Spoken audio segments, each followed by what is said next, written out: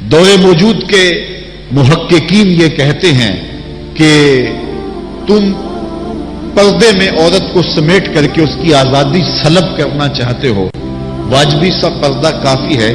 لیکن چہرے کا، ہاتھوں کا اور دیگر جو ہے وہ کچھ اعضاء کا پردہ ضروری نہیں ہے، اور صرف عورت کا پردہ، مخصوص اعضاء کا پردہ شریعت نے دیا ہے۔ آپ کو مختلف چینلز پر بیٹھے ہوئے ایسے لوگ نظر آئیں گے جو اس بات کی اس نازک دور میں تبلیغ کرتے ہیں جب عورت پہلے ہی بے پردہ ہو چکی ہے، عورت پردے میں لپٹتی چلی جا رہی ہے اور اس کی نہ آنکھیں نظر آ رہی ہیں نہ ہاتھ نظر آ رہے ہیں، اور اس کے لیے جو ہے وہ کوئی ایک راستہ بھی باقی نہیں بچا، تو پھر تو کوئی یہ تبلیغ کرے تو سمجھ آتا ہے کہ ہو سکتا ہے کسی جو ہے وہ تحقیق کے تحت یہ بات کر رہا ہو۔ جب عورت اپنے لباس سے بھی باہر ہوتی چلی جا رہی ہے تو اس وقت یہ تبلیغ کرنا کیا معنی رکھتی ہے سوائے کسی ایجنڈے کے تحت، اور اس کے پس منظر میں کچھ ہمیں دکھائی نہیں دیتا ہے۔ تو وہ کہتے ہیں کہ چہرے کا پردہ نہیں ہے، ہاتھوں کا پردہ نہیں ہے، پاؤں کا پردہ نہیں ہے۔ شاید وہ اس بات کو جو ہے وہ سمجھنے سے قاصر ہیں کہ یہ محارم کے لیے ہے۔ عورت کا مخصوص اعضاء کا پردہ تو اس کے باپ سے بھی ہے، اس کے بھائی سے بھی ہے، اس کے محارم سے بھی ہے، حتیٰ کہ بیٹے سے بھی ہے، لیکن یہ جو اعضاء ہیں ان کا پردہ بھی عورت کے اوپر لازم ہے، چونکہ جو شر پیدا ہوتی ہے وہ چہرے سے اس کا آغاز ہوتا ہے۔ تو میں ایک بات کہا کرتا ہوں کہ یہ جتنے دلائل ہیں ان دلائل کے جواب بھی علماء نے دیے ہیں، یہ ساری بحث کی جا سکتی ہے۔ میری مائیں بہنیں تصور کر لیں کہ سیدہ فاطمہ تو زہرا کا پردہ کیسا ہوگا، تو ان کے تصور میں حیا میں لپٹی ہوئی فاطمہ دکھائی دے گی۔ بلکہ سیدہ فاطمہ تو زہرا سے جب پوچھا گیا کہ عورت کا صحیح پردہ کیا ہے، انہوں نے کہا کہ عورت کا صحیح پردہ یہ ہے کہ وہ کسی مرد کو نہ دیکھے اور کوئی مرد اس کو نہ دیکھے۔ حضرت عبداللہ ابن مکتوم رضی اللہ تعالی عنہ کے سامنے ازواج مطہرات نے پردہ نہیں کیا تو وہ آنکھوں سے نابینے تھے، تو حضور نے اس پر انہیں تنبیہ کی کہ تم نے پردہ کیوں نہیں کیا؟ تو انہوں نے کہا حضور وہ تو نابینا ہے، تو فرمایا کہ تم نابینا تو نہیں ہو۔ تو پردہ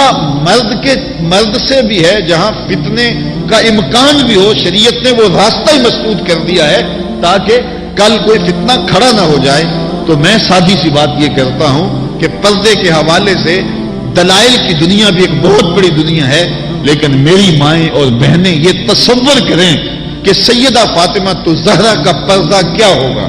تو یہ تصور کرنے سے ہی طبیعت میں حیا پیدا ہونا شروع ہو جائے گا، اور سیدہ کا پردہ اور ان کی عصمت اور ان کی آبرو کا انداز سمجھ میں آ جائے گا۔ حضرت اسماء بنت امیس رضی اللہ تعالیٰ عنہ فرماتی ہیں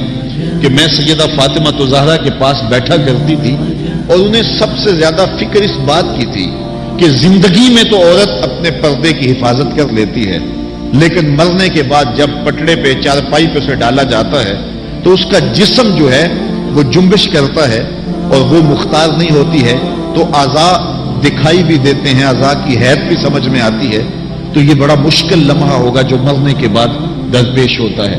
تو فرماتی ہے کہ میں نے انہیں کہا کہ جب حبشہ کی جانب ہجرت کی تھی تو میں بھی ان لوگوں میں شامل تھی، تو میں نے وہاں حبشہ میں دیکھا ہے کہ چارپائی کے چاروں پایوں کے ساتھ شاخ باندھ دیتے ہیں اور پھر ان کو درمیان میں جوڑ دیتے ہیں اور اس کے اوپر کپڑا ڈال دیتے ہیں اور یہ ایک ڈولی بن جاتی ہے۔ تو کہتی ہیں جب میں یہ بات بتائی تو سیدہ بہت زیادہ خوش ہوئی، کہا یہ تو ایک بہت اچھا طریقہ سمجھ میں آ گیا جس سے مرنے کے بعد بھی عورت کے پردے کی اور اس کے جسم کی حفاظت ہو سکے گی، کسی کی نظر نہیں پڑے گی۔ تو یہ وہ سیدہ ہیں کہ جنہوں نے اپنے پردے کی حفاظت یوں کی کہ غیر مرد نے انہیں نہیں دیکھا، اور پھر مرنے کے بعد بھی ان کے لیے وہ ڈولی تیار کر لی گئی، رات کی تنہائیوں میں ان کا جنازہ پڑا گیا، اور یہ وہ پاک دامن خاتون ہے جن کا آنچل مہر و ماں نے بھی نہیں دیکھا ہے۔ اور جب قیامت کا دن ہوگا تو حضرت سیدہ فاطمہ تو زہرا 70,000 خواتین کے جلوں میں نکلے گی، تو آواز آئے گی یا اہل الجمع غدوا ابصارکم لأن فاطمہ بنت محمد حتی تمر،